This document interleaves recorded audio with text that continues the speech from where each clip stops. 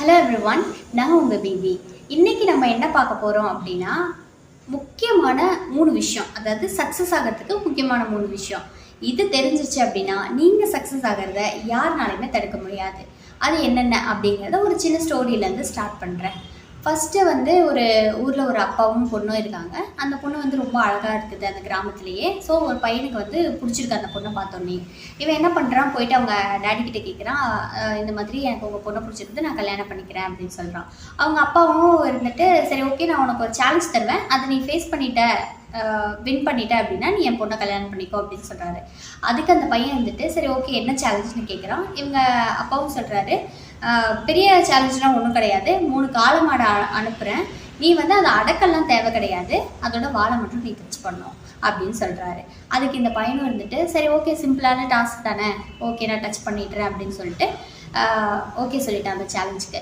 அப்புறம் அவங்க daddy first காலை மாட்டை அவுத்து விடுறாரு. அது பார்க்கறதுக்கே ரொம்ப பயங்கரமாக பெருசாக இருக்குது. இவனுக்கு பார்த்தோன்னே பயம் வந்துடுச்சு. ஐயோ, என்னடா இவ்வளோ பெரிய மாட்டை அவுத்து விட்றாரு, நம்மளால் டச் பண்ண முடியுமா என்னன்னு தெரியலையே அப்படின்னு சொல்லிட்டு விட்டுறான். சரி ஓகே, செகண்ட் மாடு வரட்டும், நம்ம அதை டச் பண்ணிக்கலாம் அப்படின்ட்டு.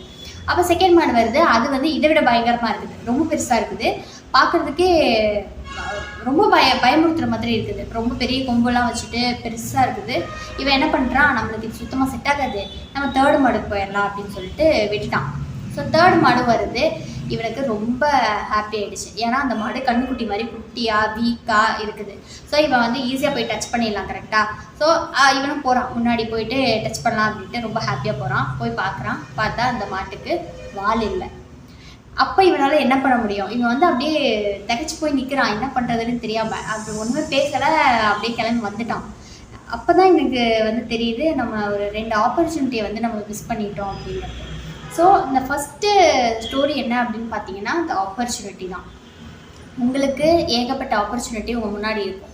பட் ஆனால் நம்மளுக்கு அது தெரியாது. ஓகே, இது இல்லைன்னா இன்னொன்று ஏதாவது ஒன்று வரும், நம்ம அதுக்கப்புறம் பார்த்துட்டு போயிடலாம் அப்படின்ட்டு நம்ம வெயிட் பண்ணிகிட்டே இருப்போமே தவிர எந்த ஆப்பர்ச்சுனிட்டியுமே நம்ம யூட்டிலைஸ் பண்ணிக்க மாட்டோம் பெருசாக. கரெக்டாக அதை தான் இவனும் பண்ணால். இவன் இதில் ஃபெயிலியரும் ஆகிட்டான். ஸோ ஃபஸ்ட்டு திங் ஆப்பர்ச்சுனிட்டி, அதை மிஸ் பண்ணாமல் எப்போவுமே கையில் வச்சுக்கோங்க. அந்த செகண்ட் திங் இஸ் டைம். இந்த டைம் என்ன அப்படிங்கிறதையும் ஒரு சின்ன ஸ்டோரியில் சொல்கிறேன். ஒரு ஊரில் ஒரு அப்பாவும் பையனும் இருக்காங்க. பையன் பயங்கர சோம்பேறி. இவங்க அப்பாவுக்கு என்ன பண்ணுறதுன்னு தெரியல. ஒரு லெசன் டீச் பண்ணலாம் அப்படின்னு கூப்பிட்றாரு பையனை. என்னோட கபோர்டில் ஒரு வாட்ச் இருக்குது, எடுத்துகிட்டு வா அப்படிங்கிறாரு. இந்த பையன் எடுத்துகிட்டு வரான். எடுத்துகிட்டு வந்தோடனே, நீ சந்தைக்கு போயிட்டு இது எவ்வளோ ரேட்டுக்கு போகும்னு கேளு அப்படின்னு சொல்கிறாரு. இந்த பையன் வாட்சையும் எடுத்துகிட்டு போயிட்டு எல்லாத்தையும் கேட்குறான். 200 500 800 1000 டிஃப்ரெண்ட்டாக சொல்கிறாங்க. என்ன பண்ணுறான், எல்லாத்தையும் கேட்டு இவங்க அப்பா கிட்ட சொல்கிறான். இந்த மாதிரி டேடி எனக்கு இது ஒரு 1000 ரூபி வரைக்கும் போகும்னு சொல்லியிருக்காங்க, அவ்வளோதான் அப்படின்னு சொல்கிறான். இவங்க அப்பா சரி ஓகே, வாட்சை நீ அங்கேயே வச்சிரு அப்படின்னு சொல்லிட்டு போயிட்டாரு. அடுத்த நாள் காலையில் விடியுது. மறுபடியும் பையனை கூப்பிட்டு வாட்ச் எடுத்துகிட்டு வர சொல்கிறாரு.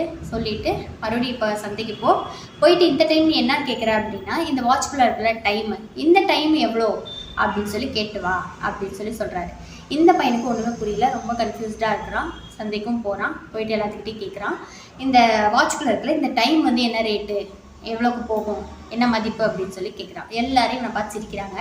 ரொம்ப சிரிச்சுட்டு இவனுக்கு ஏதோ லூஸ் பிடிச்சிருச்சு அப்படின்னு சொல்லிட்டு ரொம்ப கலாய்க்கிறாங்க. இவன் ரொம்ப ஹர்ட் ஆகிட்டு திரும்பி வந்துட்டுருக்கிறான். வரும்போது ஒரு வாட்ச் கடைக்காரரை பார்க்குறாரு. பார்த்து கூப்பிட்றாரு இந்த பையனை. என்னாச்சு அப்படின்னு சொல்லி கேட்குறாரு. இந்த பையனும் சொல்கிறான், நடந்த எல்லா விஷயத்தையும் சொல்கிறான். கேட்டுட்டு இவர் என்ன சொல்கிறாருன்னா, உனக்கு டைமில் 2 விஷயம் இருக்குது. ஒன்று பேட், இன்னொன்று குட்டு. இந்த பேட் என்ன அப்படின்னா, நீ எவ்வளோ லட்சம் எவ்வளோ கோடி கொடுத்து ஒரு வாட்ச் வாங்கினாலும் அந்த டைம் உன்னால் ஸ்டாப் பண்ண முடியாது. And the good thing is, ஒரு நல்ல விஷயம் என்ன அப்படின்னா, நீ அந்த வாட்ச் வாங்கியிருக்க, நீ ஆனால் அந்த டைம் உனக்கு சொந்தமானது தான். ஒரு பணக்காரனாக இருந்தாலும் ஒரு ஏழையாக இருந்தாலும் 2 பேத்துக்கும் 24 மணி நேரம் தான். ஆனால் அதை அவங்க எப்படி யூட்டிலைஸ் பண்ணிக்கிறாங்க அப்படிங்கிறது உன்னோட கையில் தான் இருக்குது. அது உன்னோட சாய்ஸ். நீ தூங்கிட்டு இருக்கலாம், லேசியாக இருக்கலாம், இல்லை ஏதோ ஒரு வேலை பண்ணலாம், என்ன வேணாலும் நீ அந்த டைமில் பண்ணலாம். ஆனால் அது உன்னோட சுதந்திரம். அது அது அது ஒரு ஸ்பெஷாலிட்டி, டைமோட ஒரு ஸ்பெஷாலிட்டி. ஆனால் அது யாருக்கும் நிற்காது அப்படின்னு சொல்கிறாரு. இந்த பையன் கேட்டு அவனுக்கு அப்போ தான் புரியுது, நம்ம டைமை எவ்வளோ வேஸ்ட் பண்ணிகிட்ருக்குறோம், எதுவுமே நம்ம லைஃப்பில் இன்னும் பண்ணலை அப்படின்னு அவனுக்கு அப்போ தான் புரியுது. ஸோ வீட்டுக்கு போயிட்டு அவங்க டேடி கிட்ட வாட்சிங் கொடுத்துட்டு எனக்கு இதை புரிய வச்சதுக்கு ரொம்ப தேங்க்யூ சொல்லிவிட்டு அவனும் வேலை செய்ய ஸ்டார்ட் பண்ணுறான். ஸோ பாயிண்டில் என்ன புரியுது அப்படின்னா த டைம்.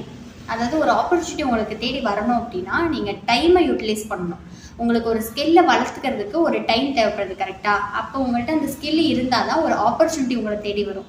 இன்னொன்று என்னென்னா, ஆப்பர்ச்சுனிட்டி தேடி வரும்னு வெயிட் பண்ணாமல் நீங்கள் அந்த ஆப்பர்ச்சுனிட்டியை தேடி போயிட்டு யூட்டிலைஸ் பண்ணிக்கோங்க. எந்தெந்த ஆப்பர்ச்சுனிட்டி இருக்குதோ எல்லா ஆப்பர்ச்சுனிட்டியும் யூட்டிலைஸ் பண்ணிக்கோங்க. இதுதான் சக்ஸஸ்ஃபுல்லாக இருக்கிற பர்சனுக்கும் அன்சக்ஸஸ்ஃபுல்லாக இருக்கிற பர்சனுக்கும் வித்தியாசம். அதாவது டைம் உங்களுக்கு திருப்பி கிடைக்கவே கிடைக்காது எப்போவுமே. அதனால் நீங்கள் இப்போவே யூட்டிலைஸ் பண்ணிக்கோங்க வித் ஆப்பர்ச்சுனிட்டியோட. And third thing is the failure. இதுக்கு வந்து ஒரு யாராவது ஒரு பெரிய ஸ்டோரி எடுத்து சொல்லணும்னு எனக்கு ஆசை தான். பட் ஆனால் நான் என்ன யோசிச்சேன்னா, இந்த ஃபெயிலியருக்கு ஒரு பெஸ்ட் எக்ஸாம்பிள் அப்படின்னா நீங்கள் தான். உங்களோட ஃபெயிலியர் எது வந்து உங்களோட பிக்கெஸ்ட் ஃபெயிலியர், அது வந்து ஒரு 5 to 10 minutes நீங்கள் யோசிச்சு பாருங்கள். இந்த வீடியோ முடிச்சதுக்கப்புறம் என்ன நம்ம பண்ணியிருக்கோம் லைஃப்பில் அப்படின்னு நீங்கள் யோசிச்சு பார்த்தீங்க அப்படின்னாலே எவ்வளோ பெரிய ஃபெயிலியர் நீங்கள் ஃபேஸ் பண்ணியிருக்கீங்கன்னா அப்போ அவ்வளோ ஸ்ட்ராங்கஸ்டான பர்சன்னு அர்த்தம். இல்லை எனக்கு நான் ஃபெயிலியரே ஆகலை, பெருசாக நான் எதுவும் ரிஸ்க் எடுக்கலை லைஃப்பில் அப்படின்னா நீங்கள் வந்து ஒரு ஸ்கில் செட்டை ஃபஸ்ட்டு வளர்த்துக்கோங்க. அப்போ தான் ஒரு ஆப்பர்ச்சுனிட்டி தேடி வரும். ஆப்பர்ச்சுனிட்டி தேடி வந்தால் தான் உங்களால் ஃபெயிலியர் ஆக முடியும்.